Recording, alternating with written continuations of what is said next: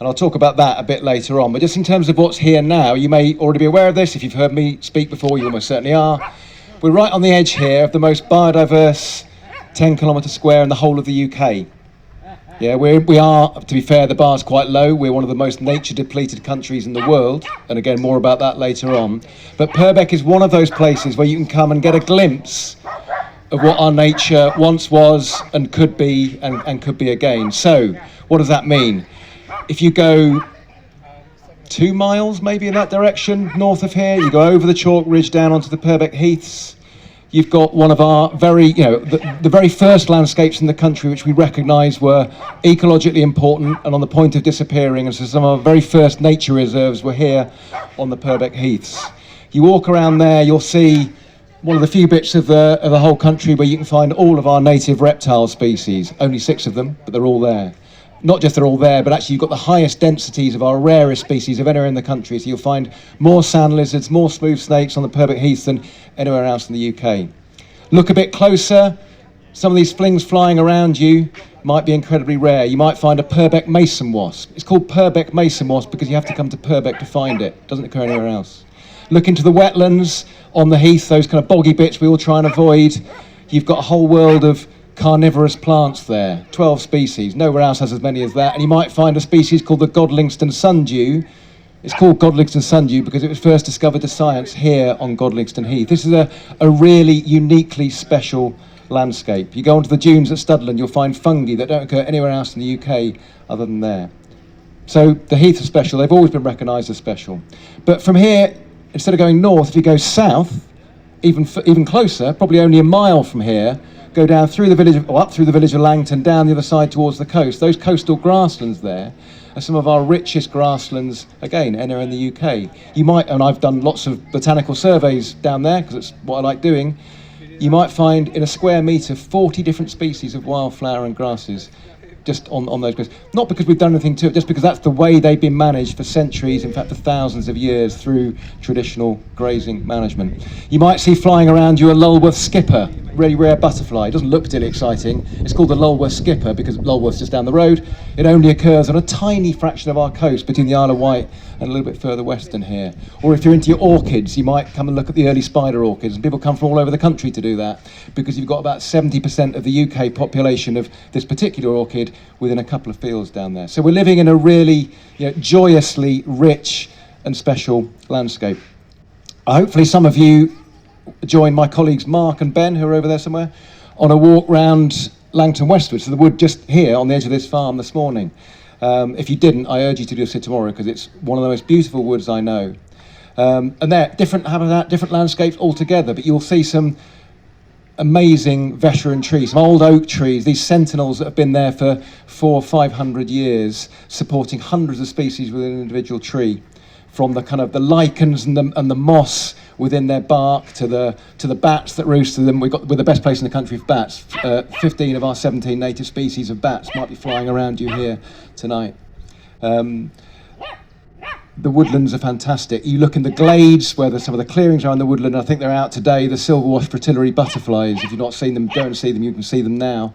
They're these, they look too big, too elegant to be a British species, but they're native wildlife in our woodlands here.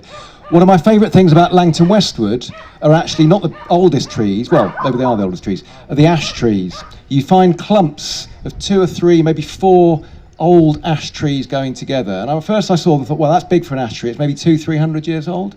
And you look a bit closer and you realise that these 4 trees next to each other, they're actually not the whole tree. They're all part of the same tree. And the original trunk of that tree was in the middle and is now long since gone. Now they're basically coppice shoots that have been there for 200 and 300 years. And what that is a sign of how we've managed woods like Langton Westwood, going back not just decades or centuries, but going back probably 1,000 years, where we've harvested the timber, in that case cut down the ash, not killed it, but harvested it in a way that allows the ash tree, the shoots to come back again and grow new trees. And that's how we've managed woodlands in Purbeck for centuries. So some of those the ash coppices there have been dated at over 800 years. And I was talking to Paul yesterday, who you'll meet in a minute, who lives in this farmhouse here. This farmhouse, actually, the oldest bits of this building go back to, well, it's listed in the Domesday Book. There's bits of wall here from 1152. So this is actually a very old landscape in which people have been living and working. And in the case of the woodlands, they've been harvesting the trees in a way that's allowed nature to flourish. And it's still flourishing on that basis today. And in fact, all of the landscapes I've talked about, they're not wild landscapes. They're landscapes and wildlife that lives there because of the way that we and our predecessors here in Purbeck have lived and farmed and worked the land going back millennia. So the heathlands were where people grazed their animals, it's where people collected their firewood. The woodlands is where people harvested their timber. The grasslands is where people grew hay to feed the animals in winter or grazed their animals in the summer.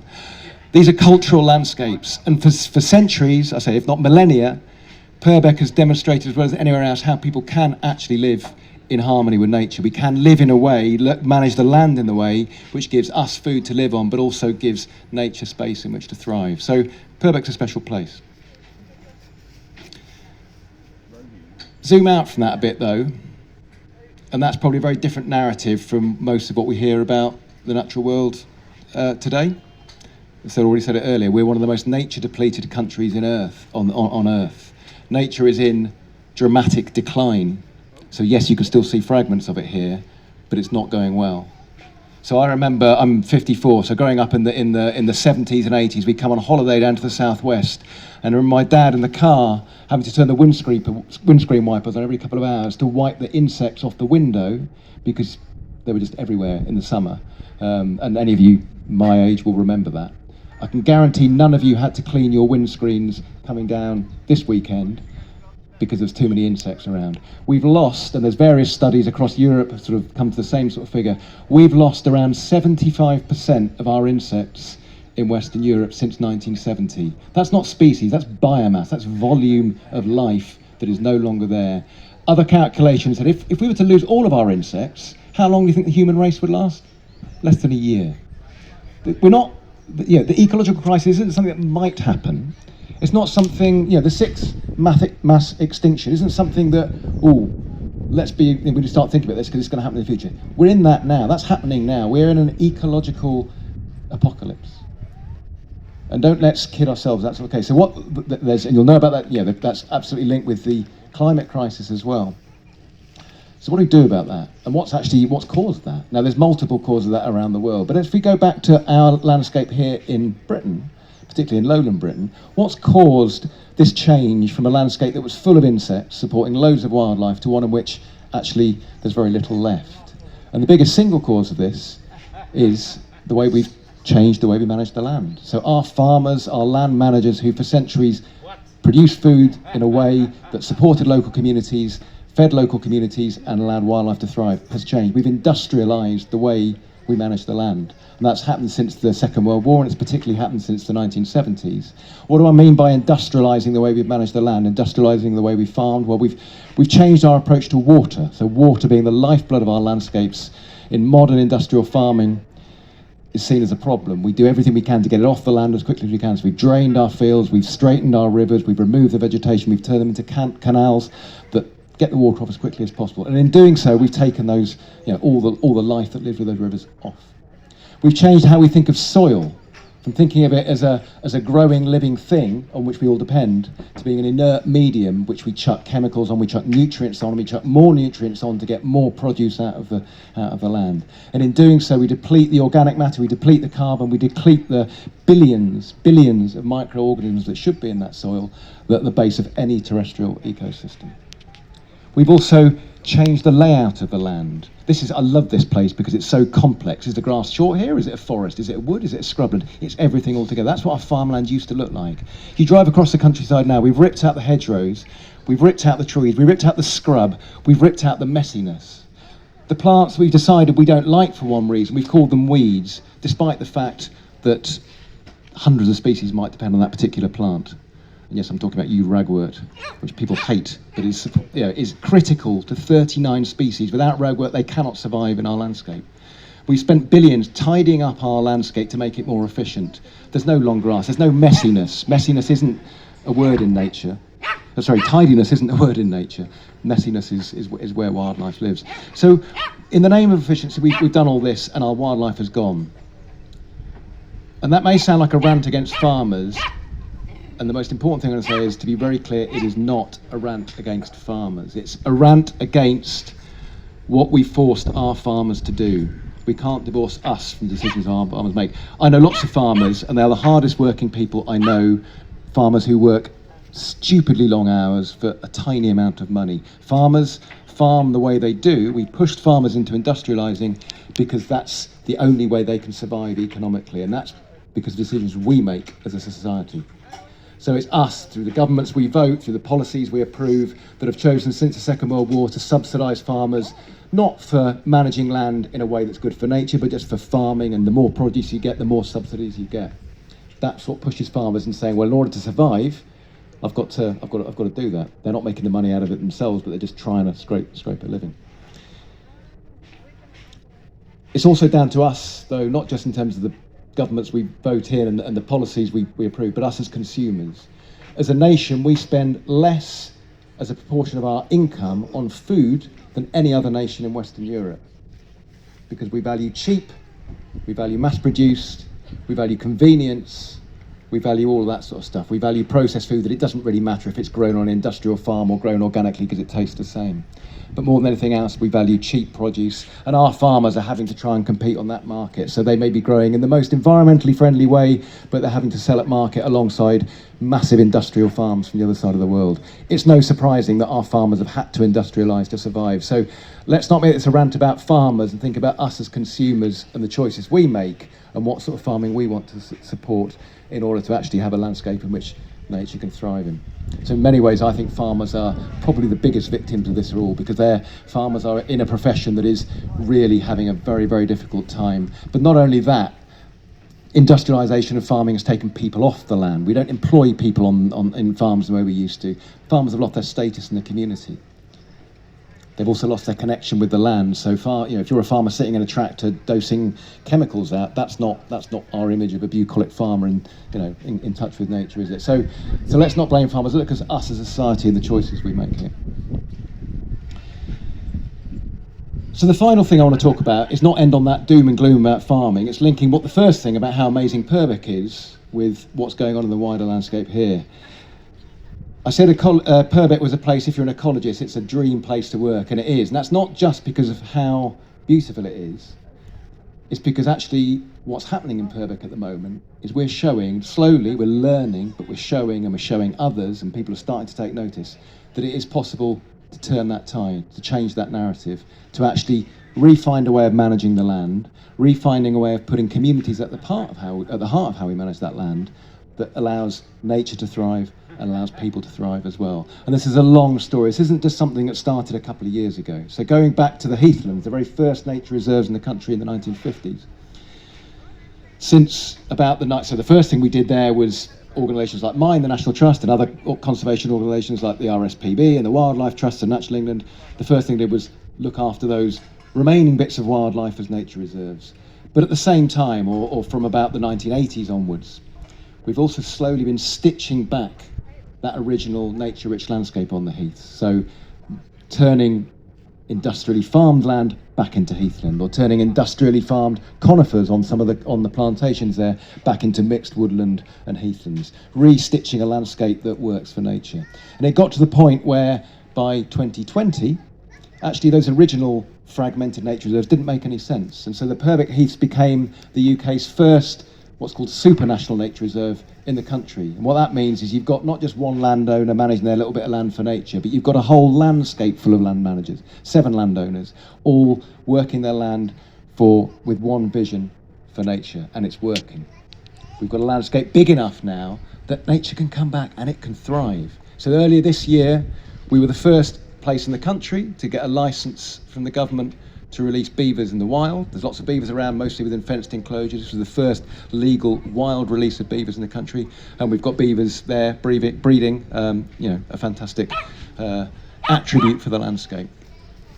We've got we would love to bring back actually the real nature that drove that wild landscape in the past. But there are things like aurochs and tarpans and mammoths, which you either won't have heard, or if you've heard of them, you'll know they're extinct. So we can't actually bring back a wild landscape to the heaths. So what we're doing instead is we're working with our farmers to use their animals, their cattle, their pigs, their ponies, to behave like those wild animals. So we're actually putting more farm animals on the heaths than there were before, but in doing so, by behaving like wild animals, they're driving those natural, wild, ecological processes that nature thrives in. And you can now walk for mile after mile with no fences in the landscape and see nature in action there. And it's coming back. And you might look above your head and you'll see ospreys. Ospreys, absent from this landscape for centuries, bred here for the first time in 200 years, 3 years ago, and they've bred again every year since. White-tailed eagles, our largest raptor, introduced to the Isle of Wight a few years ago, seen daily over Purbeck, and actually now breeding in Purbeck, although that's a secret. I can't tell you where they're breeding because it's hot off the press. Wildlife is coming back, and that is inspirational. It's inspirational for those of us who are ecologists, but it's inspirational for everybody.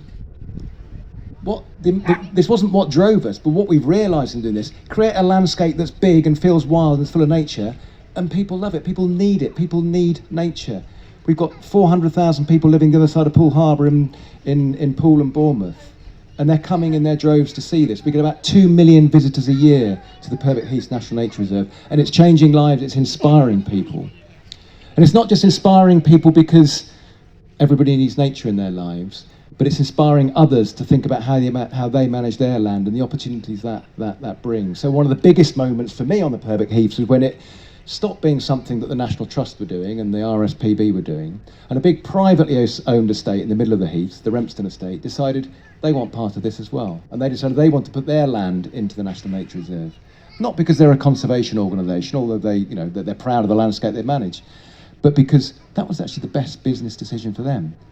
There's a better future in people paying to come and stay in their amazing campsite where you hear nightjars at night, or licensing activity providers who take people doing amazing nature connections work, or the boats that come and pay 30 quid a time to see ospreys and white-tailed eagles.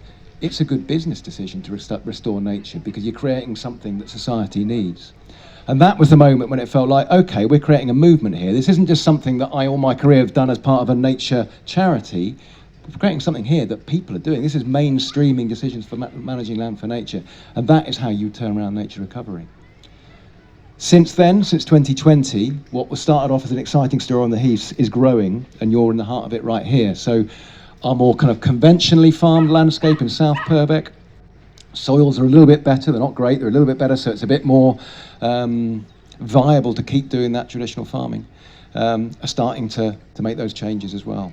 So one by one, farmers are recognising that actually they can get off that hamster wheel of industrial farming and start seeing what they're producing.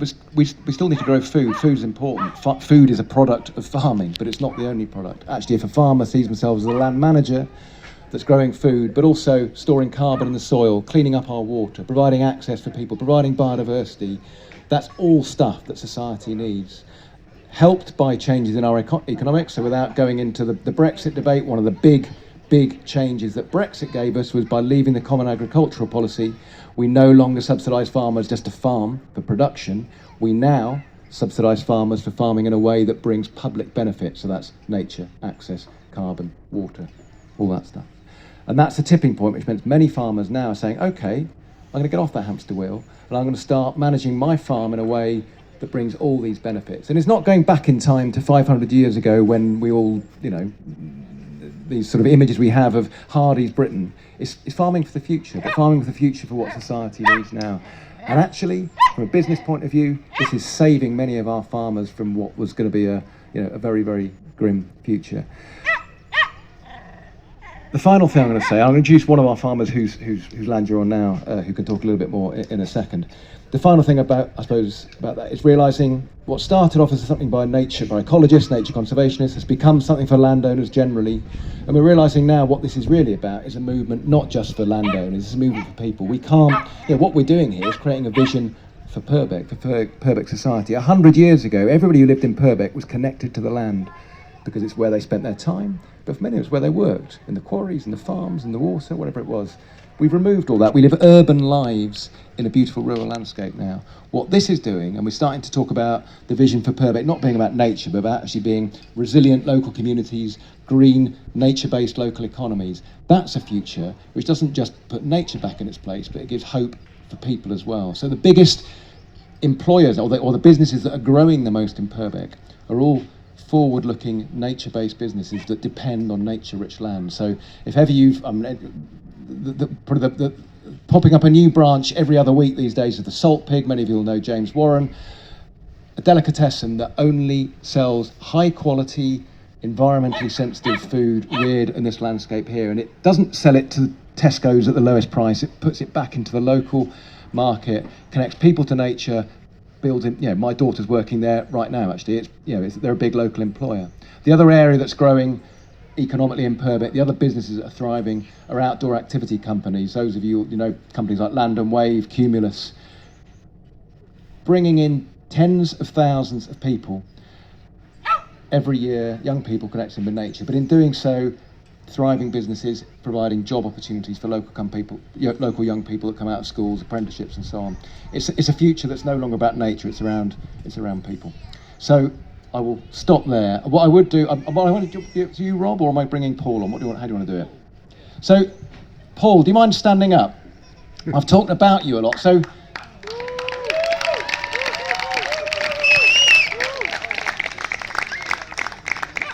Paul Loudoun is the farmer of Wilkswood Farm. So, firstly, can we all, a big thank you for Paul for letting us have this beautiful space for this weekend. But Paul is one of our pioneer farmers. He's one of the ones who's stepped out of that mould and said, I want to manage my land differently, and this landscape you're around doesn't have to look like this. It doesn't look like this by chance. It looks like this because of the decisions that Paul, as a very, very enlightened farmer, has made. So thank you, Paul. Paul's farmed here for 41 years. I've known Paul for 13 years, but a very heartfelt thank you for what you're doing and for how you are showing the way for many other people in Purbeck.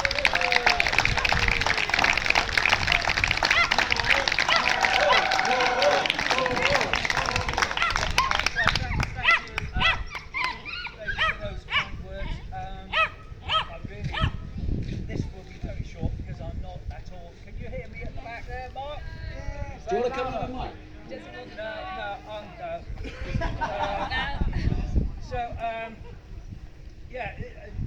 Briefly from me, I'll just describe a little bit about maybe how I got to here and what it is that I'm doing here. Microphone!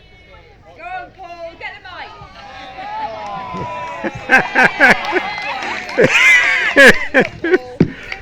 Hello.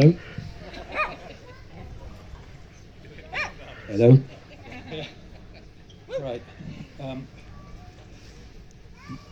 My God, this is the nearest I'm ever going to get to stardom.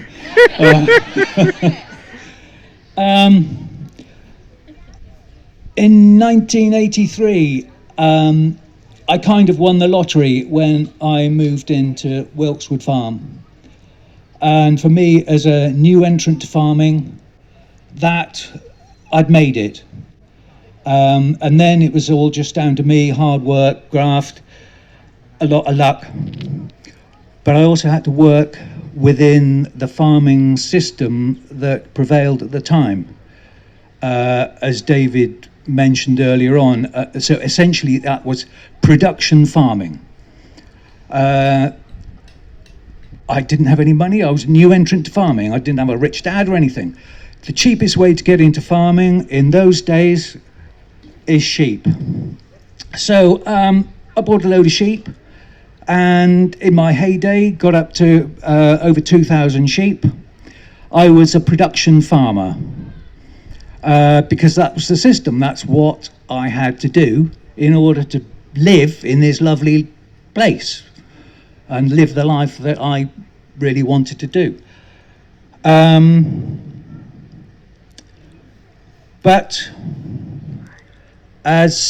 And I tried to do it. I've always had the sympathy for the environment. As I mentioned, I'm not a born and bred farmer. So I was always on. I got into it because of the environment, because of the lifestyle, because of the trees, because of everything.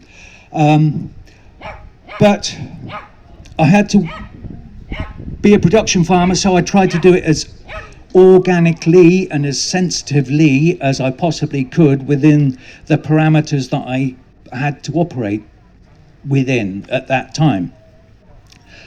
And that went on for quite a period of time, until very recently. David's alluded to the fact that things have changed in the agricultural world. We've come out of Brexit. We have a new system. I was at that point able to indulge my enthusiasm for nature, enhancing biodiversity fully. So 2 years ago, all of the sheep went. That was a hard decision because I had been a shepherd for 50 years. But for the greater good and my expanding interest, the sheep went, which left me, I had a herd of cows, I still have a herd of cows, ruby reds, red Devons, you'll have seen them around and about the village. Beautiful animals that are particularly suited to nature farming beef production. They're tough, they outwinter, they taste marvellous whenever I end up selling them. Usually it's James Warren at the Salt Pig. And so my acreage stayed the same. I've got about 300 hectares of land, and instead of having 2,000 sheep and 50 cows, but making hay, making silage, buying a lot of concentrate, the sheep went, all of those inputs went. I now just have those 50 to 60 cows and their followers on the same acreage. I've cut my inputs massively, my workload massively. I'm leading a much happier life, a lot less stress involved in the whole business. And so my beef animals are my tools, my mechanism for achieving certain environmental prescriptions that I've undertaken in terms of carbon capture, grazing sward heights. I've got fields where essentially I'm looking after birds, bats, butterflies, all manner of different things. I've got 100 acres of woodland pasture. And so they're grazing tools for me. But also in the meanwhile, I've always thoroughly enjoyed living in this place. And the fact that this was a priory in 1152 in the Domesday Book, and the fact that since 83, I have been the latest incumbent here is one of the most significant things for me. And I feel that it's a privilege, and it's such a lovely place here. I thought that it would be mean not to share it with people. I've always thought that it should be the place that should be shared by people who can come down here for what, as you probably know, we've had reggae. Last week we actually had a boxing tournament. Whether it was the folk festival years ago, ourselves here now today, this is such a beautiful place that it's a pleasure for me to share it with you all. But also I count myself lucky in having a considerate landlord, like, not to big up the National Trust because David's here, but a lot of my friends have got less friendly landlords who are just after the last and biggest buck. So I consider myself lucky that we can work together and create this habitat that is so important to us both. So thank you for this.